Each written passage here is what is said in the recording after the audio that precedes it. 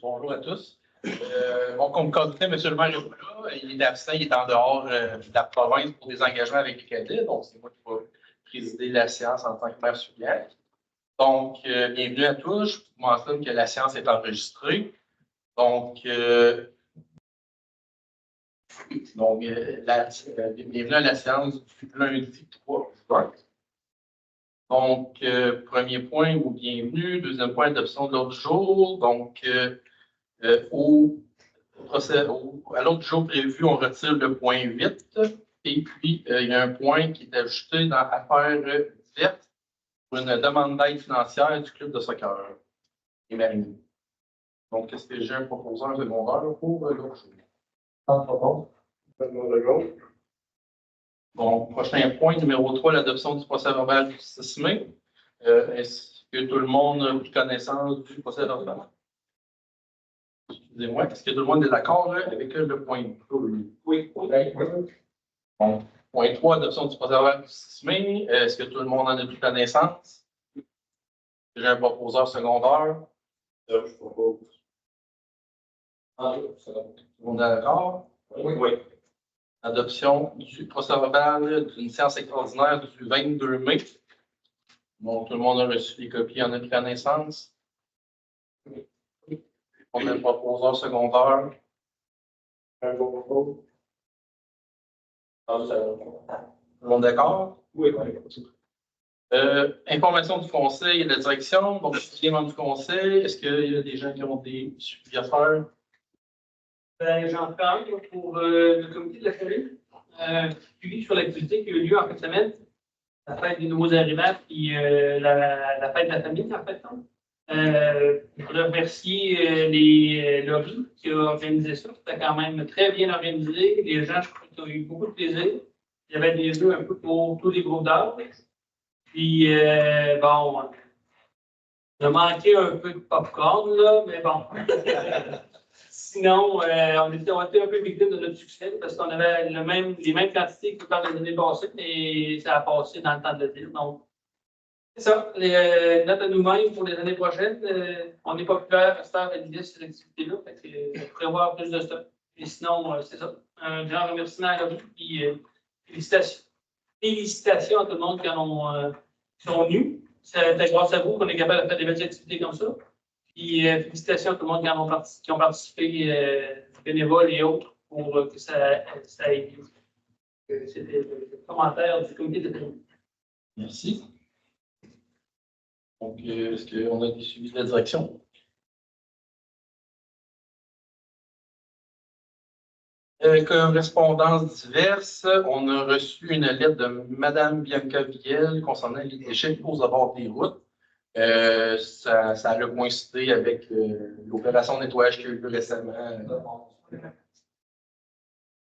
Donc, le point 8 est retiré. Le point 9, autorisation de changement de compte pour les forfaits cellulaires. Donc, de manière à s'assurer d'avoir des prix toujours compétitifs, on est allé en soumission. Donc, la compagnie qui était retenue, c'est TELUS, dans le fond, avec qui on fait déjà affaire. Donc, on parle d'une économie de 4 000 $ sur 3 ans, ce qui est non négligeable. Donc, le nouveau contrat sera d'une somme de 17 513 pour une période de 3 ans, qui inclut les forfaits cellulaires, les forfaits pour les tablettes et l'acquisition de nouveaux appareils. J'ai un proposeur et un secondaire. Je propose. Bon, d'accord? Oui. Point 10, autorisation d'inscription au congrès 2024 de la FQM. Donc, il y a le 82e congrès annuel de la FQM qui va se tenir à Québec du 26 au 28 septembre 2024. Donc, puisque c'est une excellente occasion d'assister à des conférences plus ateliers qui portent sur différents sujets pertinents au niveau municipal, on souhaite autoriser le maire Pelletier à participer au 90e congrès. Le coût d'inscription est de 990 plus taxes, avec en plus des paiements pour frais de séjour et repas reliés le séjour. On a un proposeur, un secondaire. André? En fait, c'est bon. Tout le monde d'accord? Oui. Point 11, demande de dérogation mineure pour le 406 chemin de la Grève. Je vais passer la POC à M. Bernier. Dérogation mineure du 406 chemin de la Grève.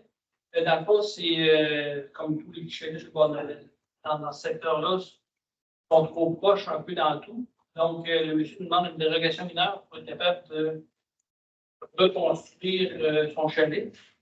Dans le fond, les fondations en tant que telles font face au fleuve, va être le dedans de son terrain, reste à la même place, mais il diminue un petit peu dans le sens est-ouest. Donc, dans ce sens-là, il améliore sa situation par rapport aux zones inondables.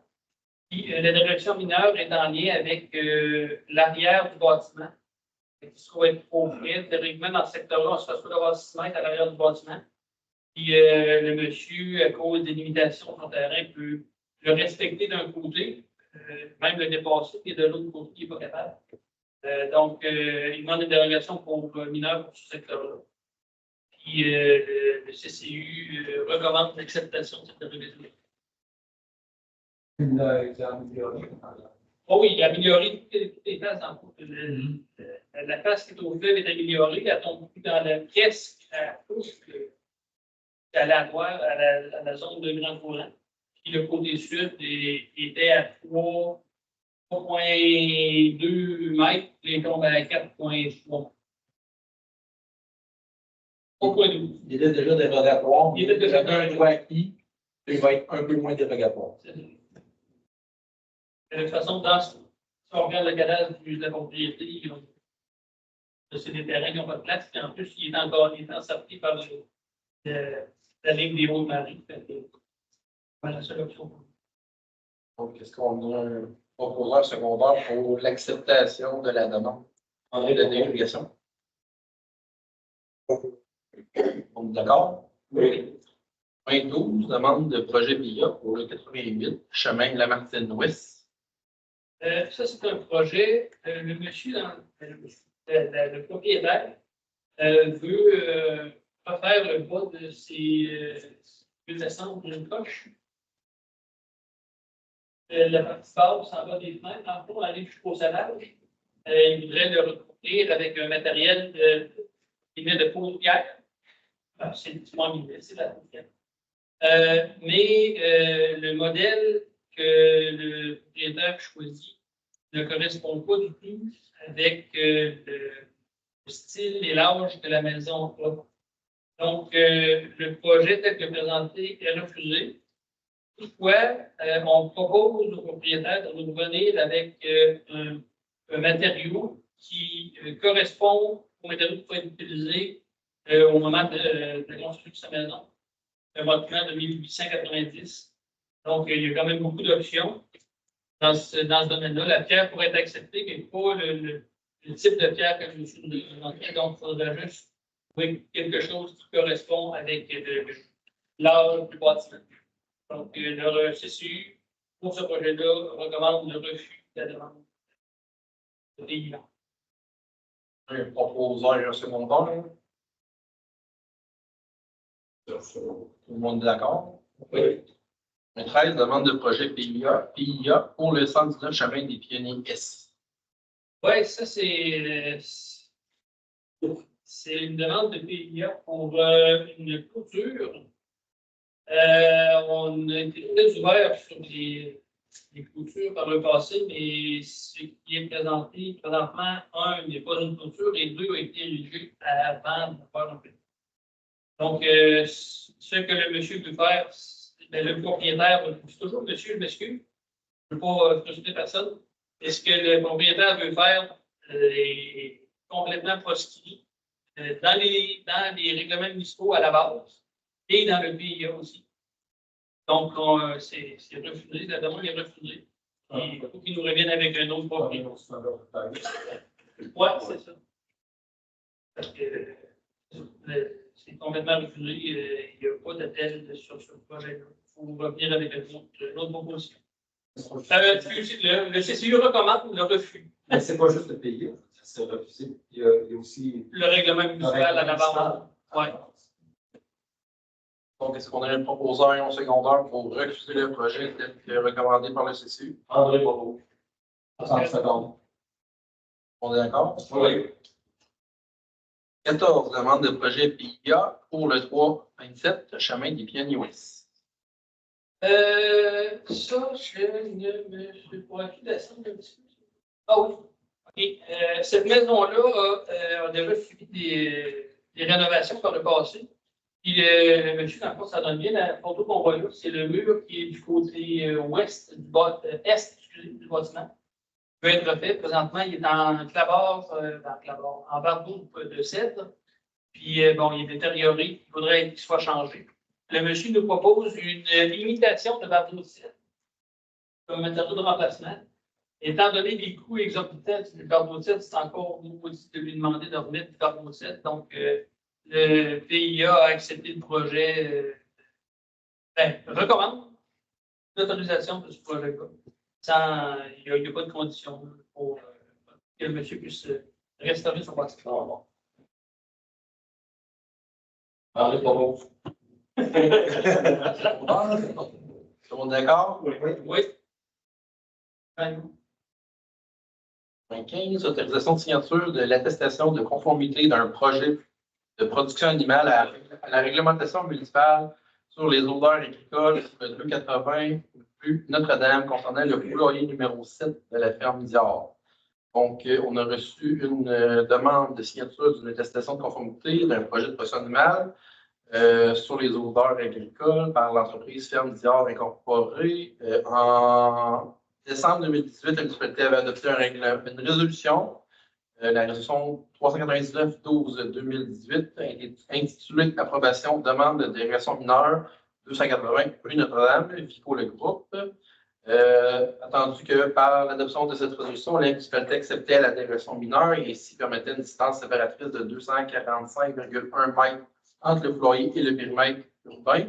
Attendu que le 3 décembre 2018, la municipalité adoptait la résolution 400-12-2024 intitulée Approbation de demande de dérogation mineure 280 Notre-Dame, la ferme Dior Inc. Attendu que par l'adoption de cette résolution, la municipalité acceptait la dérogation mineure et ainsi permettait une distance séparatrice de 346 mètres entre le foyer numéro 6 et le périmètre urbain. Attendu que la présente demande vise à attester de la conformité à la réglementation municipale sur les odeurs agricoles du projet de construction d'un foyer numéro 7 de 2 étages au lieu d'un étage autorisé, il n'y aura aucune modification des unités animales et du seuil de phosphore. Attendu que la localisation du foyer numéro 7 de 2 étages respecte les distances séparatrices, il est proposé que la municipalité autorise la directrice générale greffière trésorière à signer pour et au nom de la municipalité l'attestation de conformité d'un projet de production animale à la réglementation municipale sur les odeurs agricoles de la ferme Giard Incorporée. On a un proposeur et un secondeur. Pascal Second. Tout le monde est d'accord? Oui. 16. Résolution soutenant la reconnaissance de la personnalité juridique et des droits du fleuve Saint-Laurent.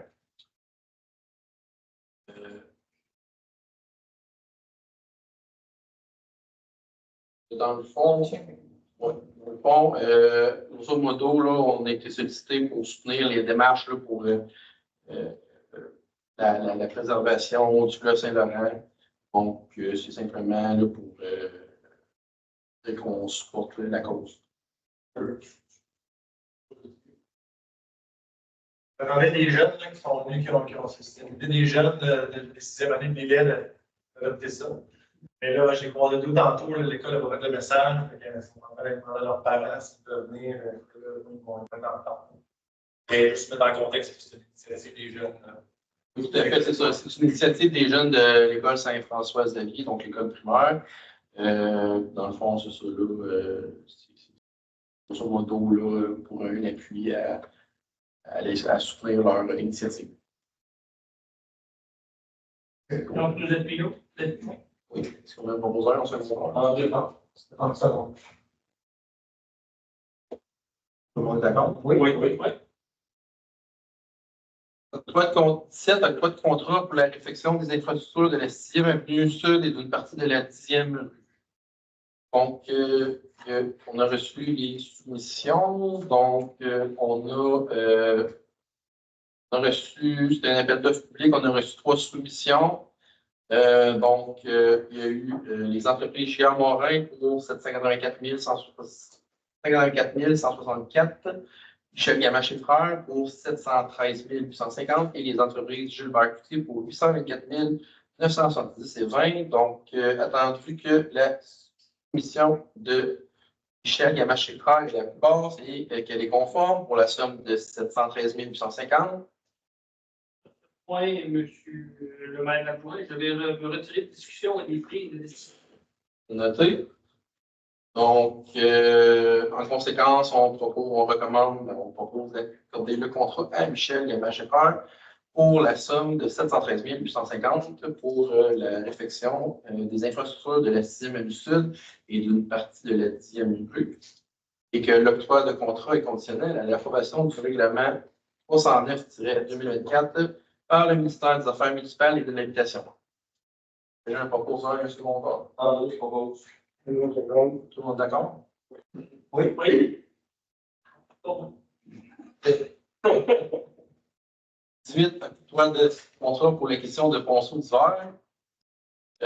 Attendu que la municipalité souhaite acquérir des ponceaux pour des travaux qui auront lieu en 2024, attendu qu'il s'agit d'un appel d'offres sur invitation, attendu que la municipalité a invité 3 soumissionnaires et qu'elle a reçu 3 soumissions.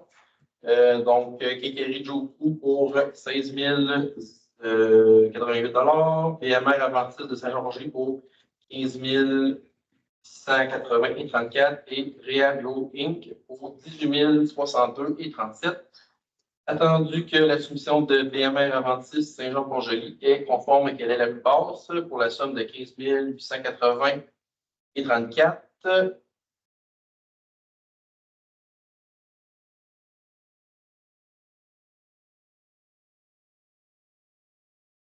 Donc, on accorde le contrat à BMR Aventis Saint-Jean-Port-Joli pour 15 880 et 34 plus taxes. On a un proposeur et un second. On propose. Tout le monde est d'accord? Oui. 19. Autorisation de paiement du décompte progressif numéro 4 dans le cadre du projet d'aménagement de la rue Léonard Poitras. Oui, monsieur le maire adjoint, je me retire de discussion et des prises de décision. Si. Donc, attendu que la municipalité a reçu le décompte progressif numéro 4 d'un montant de 178 265 et 63 plus taxes, dans le cadre du projet d'aménagement de la rue Léonard Poitras, attendu que la firme Pluritech recommande le paiement de la somme de 178 265 et 61 plus taxes, il est proposé que la municipalité autorise le paiement du décompte progressif numéro 4 dans le cadre du projet d'aménagement de la rue Léonard Poitras pour la somme de 178 265 et 61 plus taxes à Michel Gamache et Frères. Est-ce que j'ai un proposeur et un secondeur? «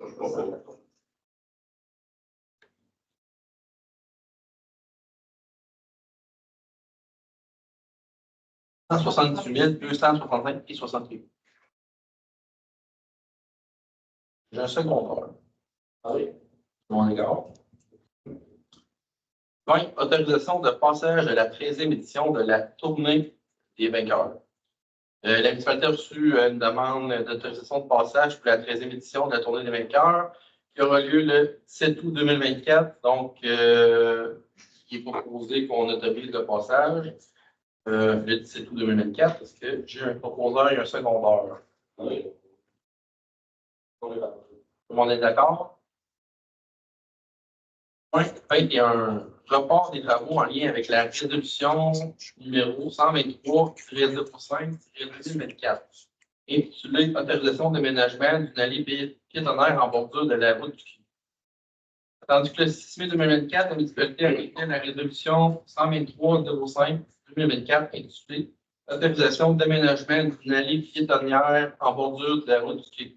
Attendu que la municipalité a reçu une soumission, mais que le coût dépasse le montant budgété, il est proposé que la municipalité reporte les travaux d'aménagement d'une allée piétonnaire en bordure du Quai en 2025. Est-ce que j'ai un proposeur et un second? Oui. Tout le monde est d'accord? Oui. Point 22, autorisation de travaux de canalisation dans la rue des Bois-Francs. Sur ce point, je mentionne que je déclare mes intérêts et je me retire des discussions et prises de décision.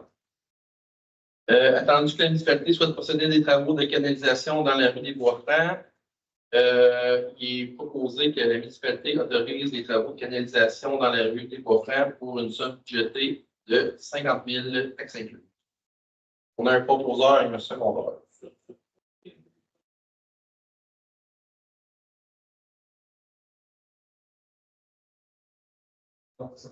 Que tout le monde qui peut est d'accord. Oui. 23, dans matière résiduelle et infrastructure auto. Donc, 23 octroi de contrat pour la discussion des plans fluidiques pour 2024. La municipalité souhaite octroyer un contrat pour la discussion des plans fluidiques en 2024. C'est un appel d'offres sur invitation. La municipalité a invité 4 missionnaires et elle a reçu une seule soumission. Donc, pour la location d'un conteneur pendant 5 mois, incluant frais de transport du conteneur vers le site de disposition, pour un montant de 3 605 de la part de la compagnie GFL Environnemental Inc. Et la disposition des matières dans un site reconnu est de 240 de la tonne métrique. Donc,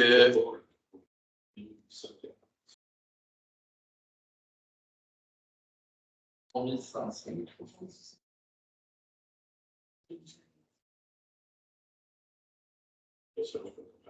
Les taxes autour, parce que c'est sûr.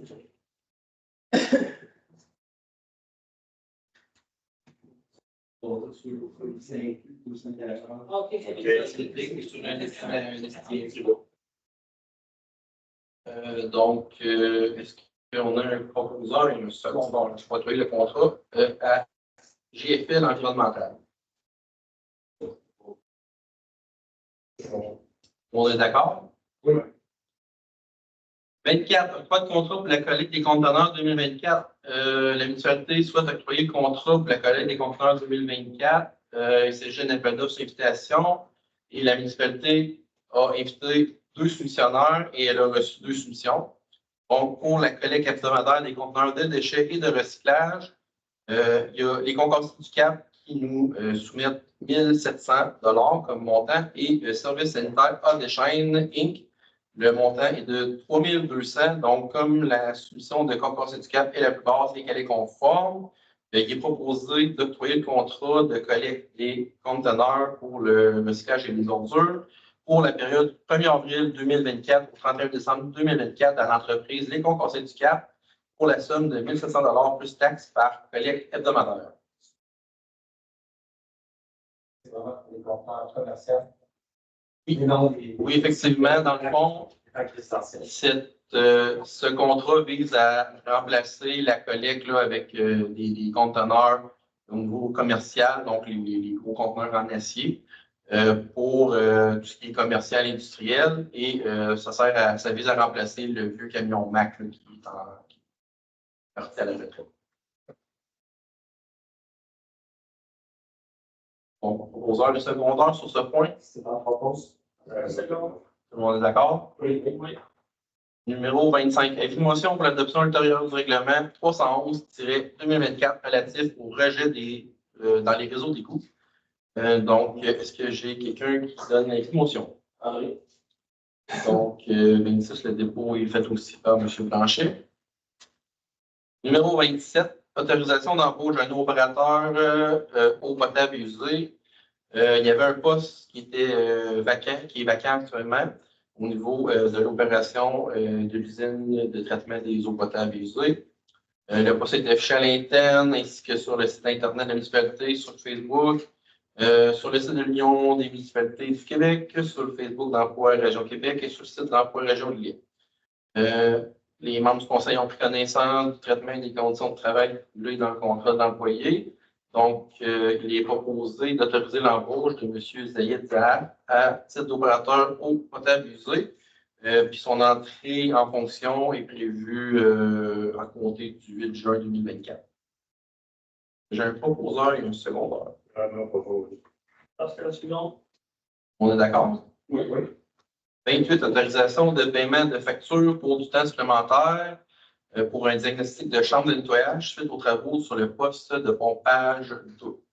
En mai 2024, la municipalité a procédé à des travaux sur le poste de pompage 2. Suite à ces travaux, une réparation a dû être faite sur la jonction du boulevard de l'Éclair et de la 5e rue du côté Est. Tandis que la municipalité a reçu une facture de 22 164,08 plus taxes de la compagnie Allen, Entrepreneur Général Inc., pour du temps supplémentaire suite aux travaux sur le poste de pompage 2. Il est proposé d'autoriser le paiement de la facture 39189 de la compagnie Allen Entrepreneur Général, et ce pour la somme de 22 164,08 plus taxes, et que la facture sera payée à l'aide de l'affectation du surplus accumulé non affecté. On a un proposeur, un second. C'est bon. Tout le monde est d'accord? Oui. Santé, sécurité civile, on n'a rien. Affaires municipales diverses. Point 29, demande d'aide financière du Club de soccer Les Mariniers. La municipalité a reçu dans les dernières semaines une demande d'aide financière de la part du Club de soccer Les Mariniers afin de procéder à l'acquisition de matériel, notamment le renouvellement et l'achat de ballons, de buts de soccer et de trousses de premiers soins. Bien que la demande d'aide financière pour 2024 est passée, la municipalité là, se conserve un certain montant pour des demandes spontanées. Donc, le conseil a accepté d'octroyer une somme de 300 $ en commandite au Club Soccer Les Mariniers pour les aider dans l'acquisition de leur matériel. Tout simplement mentionner au passage que cette année, c'est une très bonne année au niveau des inscriptions du club de soccer. Il y a eu une grosse hausse du niveau d'inscription et on a environ une soixantaine de joueurs seulement qui sont de la municipalité, donc c'est vraiment très bien. Donc, est-ce que j'aurais un proposeur et un secondeur pour appuyer cette commande? Tout le monde est d'accord? Oui. Ensuite, suivi budget affectation, point 30, dépôt de 2 états financiers comparatifs mai 2024.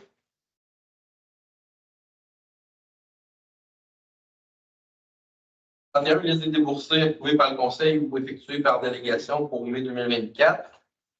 Tout le monde a reçu les copies des déboursés du mois, ils en ont pris connaissance. Oui. Le montant, dans le fond, est de 676 324,65. Donc, est-ce qu'il y aurait un proposeur et un secondeur? Oui, faites une petite mention, c'est dans ce mois-ci, ça inclut la Sûreté du Québec, donc c'est environ 413 000 simplement pour la Sûreté du Québec. Donc, c'est ce qui fait que le montant de ce mois-ci est assez élevé comparativement à la moyenne. Donc, proposeur secondaire, Stéphane, c'est fondé de. Tout le monde est d'accord? Oui. Donc, point 32, période des questions. Donc, simplement faire un petit rafraîchissement. La période de questions est d'une durée d'une vingtaine de minutes. Chaque personne peut poser ses questions à tour de rôle et dispose de 2 minutes pour poser ses questions. Et on pose une question à la fois et si on a le temps, on revient. Si les gens ont une deuxième question, on peut revenir. Donc, cette fois-ci, on va commencer avec les gens en ligne si certains ont des questions. Donc, pas de questions. Donc, on va y aller avec les gens dans la salle. Donc, simplement, vous levez et vous présentez. Donc, j'ai vu M. Tardy. Il y avait une question. Oui. Étant donné que vous venez de refuser l'allée piétonnière dans le parc chez Bagnet, est-ce qu'on revient à votre proposition du programme d'immobilisation triennale avec un stationnement pour le parc? Vous aviez un budget de 19 000 $ que vous avez mis de côté pour faire une allée piétonnière. Donc, tant que vous ne faites pas l'allée piétonnière, est-ce que vous allez revenir avec un stationnement? Non, dans le fond, la décision qui a été prise, c'est que finalement, on trouvait plus judicieux de faire l'allée piétonnière. Mais étant donné que le budget qui avait été prévu initialement pour le stationnement était justement de 18 000 $, on ne voulait pas amener des sommes supplémentaires, dépenser des sommes supplémentaires qui n'étaient pas prévues au budget. Donc, la décision qui a été prise en réunion de travail la semaine dernière, c'est de conserver le 18 000 qui était prévu pour le stationnement au budget. Le 17 000 $, excusez. 19 000. Le montant qui était prévu au budget de 2024 pour le stationnement va être gardé et reporté en 2025. et on va simplement ajouter la somme manquante pour faire l'allée piétonnaire. Donc, on conserve la somme qui était budgétée, donc qui va avoir été taxée cette année, mais on la reporte l'année prochaine. Donc, simplement, on aura simplement à rajouter un montant supplémentaire pour faire l'année piétonnaire. Donc, c'est suite aux réflexions, aux discussions, c'est la décision qui a été prise dans ce dossier. Merci. Juste savoir où est-ce qu'on en était rendu, que je suis Stéphane Bourbeau. Je sais savoir où est-ce qu'on en était rendu avec les propositions du mois passé. Oui, dans le fond, suite à la séance du mois passé, on a posé des questions à notre directeur des infrastructures.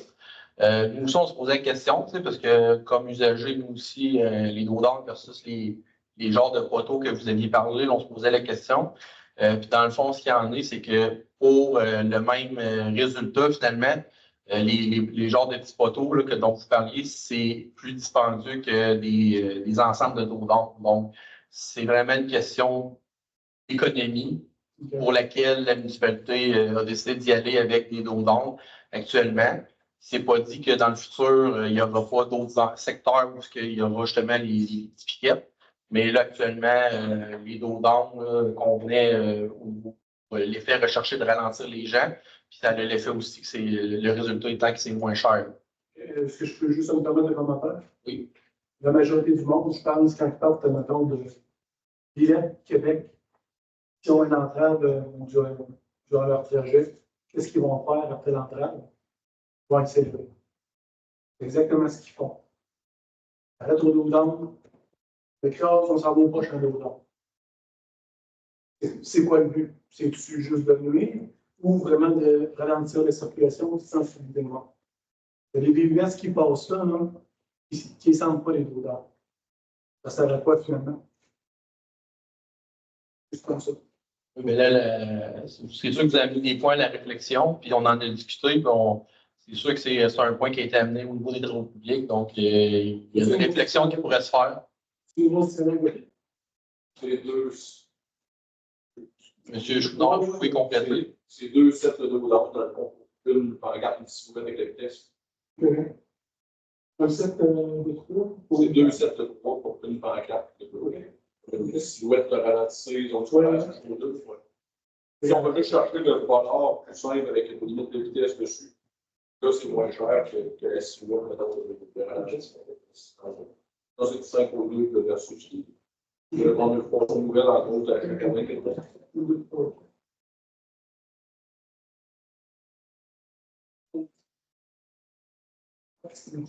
C'est bon. On est que des deux. Et 500 km. Oui. C'est 4, 570. Ça répondait à votre questionnement. Donc, avec les augmentations de taxes de cette année, je pense qu'on aurait pu notre budget là-dessus. C'est un peu le commentaire. Puis après ça, au niveau des. Est-ce que, excusez, monsieur Bourbeau, je ne sais pas s'il y avait quelqu'un d'autre qui avait une question, peut-être juste passer à l'autre question, on pourra revenir à vous. Il y avait le monsieur derrière vous qui avait une question.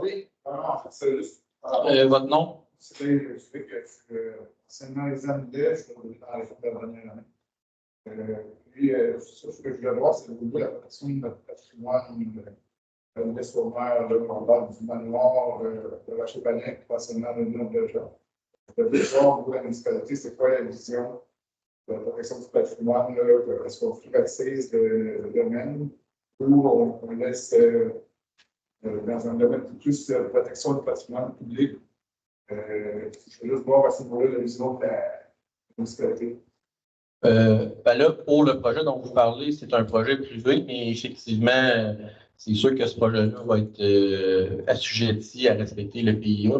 Donc, tout changement devra être soumis au PIA. Donc, le PIA, le CCU va passer sur le projet. Donc, assurément, il va y avoir un certain respect du patrimoine. Là. Je pourrais peut-être bien que M. Bernier voudrait renchérir. A été mis en vente. Le conseil précédent s'est informé à voir si on pouvait penser à le racheter pour éventuellement faire quelque chose ou qu'est-ce qui était possible. Et au niveau public, c'est sûr qu'il ne va rien se passer avec ça. C'était vraiment trop dispendieux pour l'îlet, anyway. Donc, mais tout le projet de développement qui va être fait avec ce bâtiment-là va passer, comme M. Baudouin disait, va passer par le PIA. Donc, à ce moment-là, il va devoir se conformer au règlement d'harmonisation et tout qui vient avec.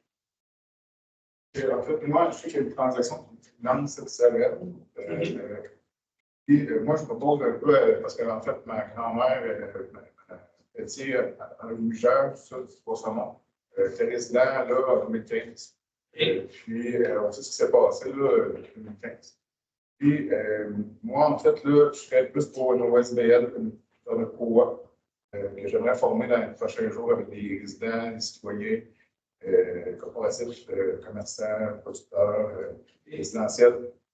On se rencontre éventuellement dans un endroit pour en parler de l'avenir du manoir, du domaine du manoir, parce que c'est un joyau de patrimoine. Oui, je me souviens de mon père et de mon beau-père qui me racontait qu'elle allait faire le jeunesse là, dans le temps. C'était un hôtel cinéma. Moi, j'ai gardé les rendu là, c'est dans le domaine du privé. Le bâtiment est à vendre par un privé. Si vous voulez monter une OSBL pour partir quelque chose avec, je ne pense pas que les municipalités vont s'objecter à ce qu'une OSBL en prenne possession. Il y a déjà d'autres OSBL qui ont des bâtiments à l'île. Donc, rendu là, le champ est ouvert, mais tout ce qui a rapport avec la vente et ce qui peut se passer avec le bâtiment, c'est du domaine du privé à ce moment-là. Oui, c'est pas si. Présentement, de ce qu'on a fait notre réunion de travail dans les semaines passées, on ne savait pas si c'était un propriétaire qui avait juste payé, dans le fond, les taxes impayées à la MRC ou c'est vraiment une vente en bonne et due forme. Parce que si c'est une vente pour des taxes impayées, le propriétaire précédent a 1 an pour payer les taxes et pénalités, je crois. Pour les taxes. Donc, ce serait une vente en bonne et due forme. OK. Monsieur Tardy, je pense que vous avez une deuxième question. On va un deuxième tour. Deuxième tour. Comme vous le savez sans doute, le musée maritime nous a coupé l'accès pour entrer au stationnement sur le gazon. Alors, ma question pour vous. Vous donnez au musée maritime 25 000 dans l'octroi tous les ans. Vous avez une institution qui reçoit au-delà de 400 000 de données au gouvernement. Est-ce qu'on ne pourra pas utiliser ce 25 000-là pour se faire un stationnement? Là, je ne peux pas passer, là, il y a une chaîne avec un cadenas.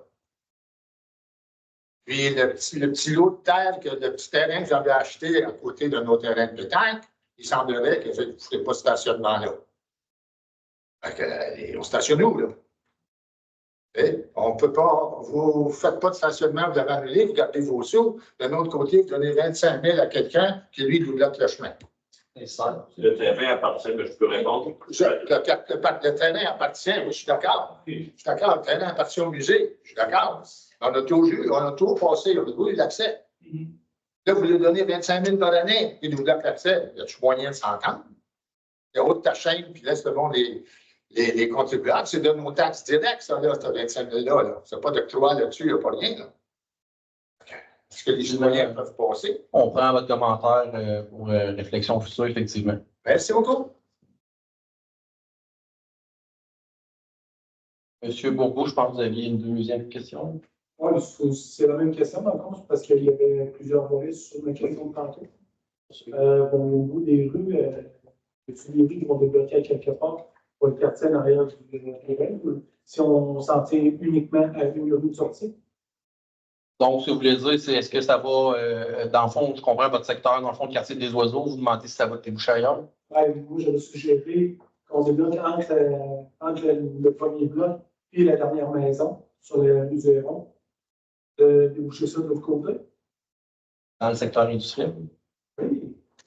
Ça serait-tu pas merveilleux? Parce qu'il y en a plusieurs qui peuvent. Actuellement, c'est pas possible parce que, comme vous savez, le terrain complètement à l'ouest appartient à une entreprise. Donc, c'est pas un terrain municipal. Actuellement, ce qui appartient à les municipalités, c'est le secteur qui va être développé normalement à l'automne, qui est actuellement en attente là, pour avoir les autorisations pour passer en appel d'offres. Donc, on est en étude à l'environnement. Donc, c'est ce secteur-là qui va être développé prochainement, dans le fond, à l'ouest de où vous résidez, effectivement. Donc, ça inclut un léger prolongement de la rue Zéron, un léger prolongement de la 12e et une nouvelle rue parallèle à l'avenue des Verriers. Donc, c'est ce secteur-là.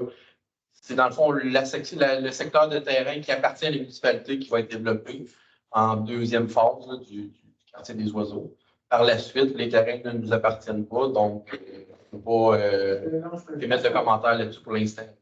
Je pense que ce que le monsieur voulait dire, il voulait qu'on débouche une rue en face dans le quartier industriel. Mais présentement, il y a une grosse embûche.